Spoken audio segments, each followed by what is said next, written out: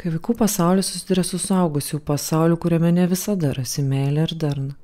Kai dūžta viltis, griūna šeimos, nesusikalbėjimai, skyrybos, netgi smurtas, teismai, baudžiamosios bylos. Teismo psichologo pareiga rasti išėjimą iš šio juodo labirinto, padėti vaikams atsiverti ir liudyti teismo procesuose. Šiandien kalbamės Panevėžio apylinkės teismo vaikų apklausos kambaryje su teismo psichologu Nerijumi Ogintu apie vaiko paruošimo teismo apklausai ir konfliktų valdymą šeimose. Kai vaikai turi būti apklausiami pas ikiteisminio tyrimo teisėją, tai jie ateina į šį kambarį ir čia mes šnekam. Vaikų apklausos kambaryje sukurta erdvė tinkanti skirtingoms vaikų amžiaus grupėms.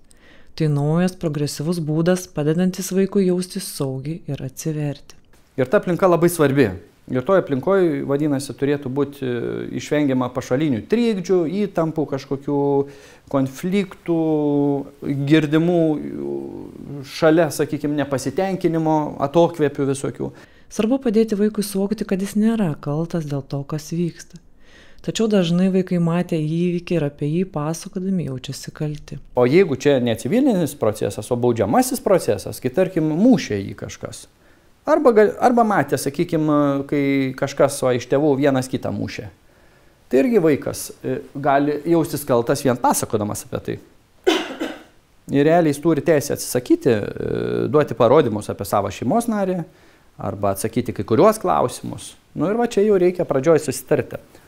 Dėl to, ar vaikas sutinka duoti parodymus. Baudžiamajame procese. Vaiką susitikimui su teismo psichologu reikia paruošti iš anksto. Kur jis vyksta ir ką jis darys.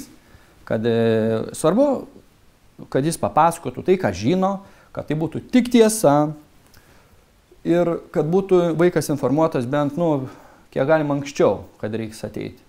Nors kartais labai pagunda tėvam yra pasakyti paskutinę minutę, nes vaikas gali nenorėti eiti kažkokį teismą, ar sakykime, ir jeigu pasako paskutinę minutę ir dar sako, kad eisim į parduotuvę, o iš tikrųjų ateina į teismą ir sako, dar į teismą reikia užeiti, o po to į parduotuvę.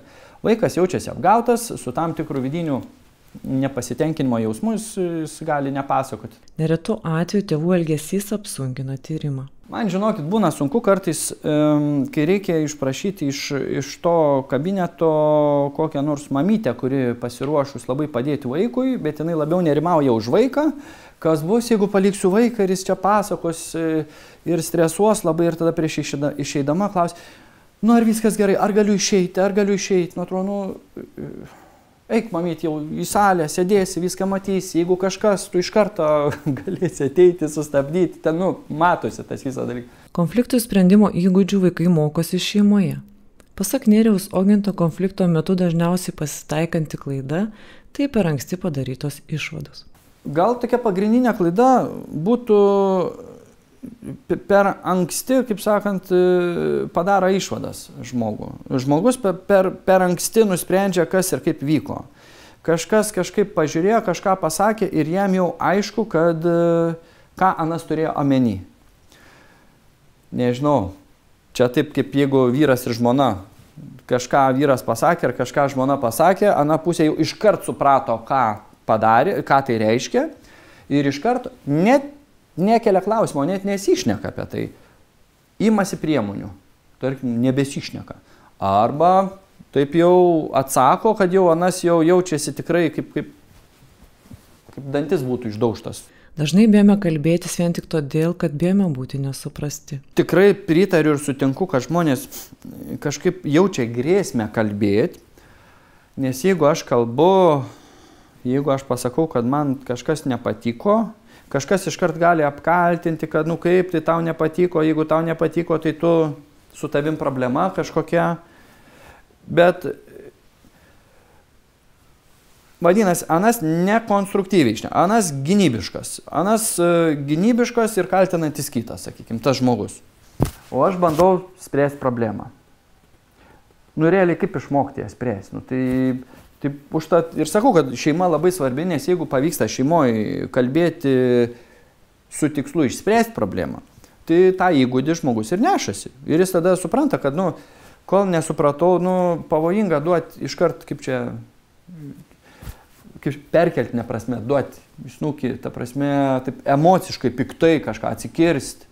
Tas atsikirtimas dažnai kito gali būti suprastas kaip puolimas, kad nebesupranta viens, kuris čia smurtautojas, o kuris auka. Bet ką daryti tuomet, kai emocijos pasiekia aukščiausią tašką ir konfliktas vis dėlto jau įsiplėskė? Kai esi tam tokiam jau pike, kaip pasakėt,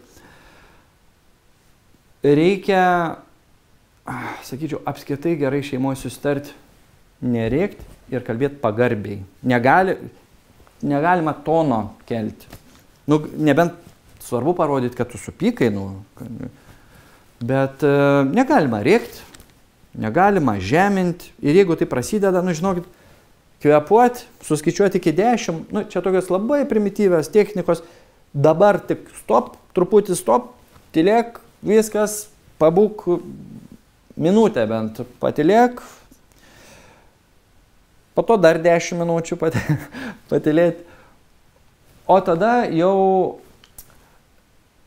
būtų, taip žmonės nedarys, bet šiaip labai tokiais atvejais, jeigu tikrai esi dėl kažko piktas, labai būtų gerai užsirašyti, dėl ko tu pyksti ir tada aiškiai susakyti, netgi perskaityti, aiškiai esminę problemą, dėl ko tu pyksti. Tai labai nenatūralus procesas, aiškintis ten užsirašius ar kažkaip, bet čia būtų tai, kas padėtų konstruktyviai spręsti. Konfliktų valdyme gali padėti galvojimas ne tik apie savo asmeninio intereso gynimą, o apie bendrą tikslą, kaip geriau šeimai, organizacijai ir bendruomeniai.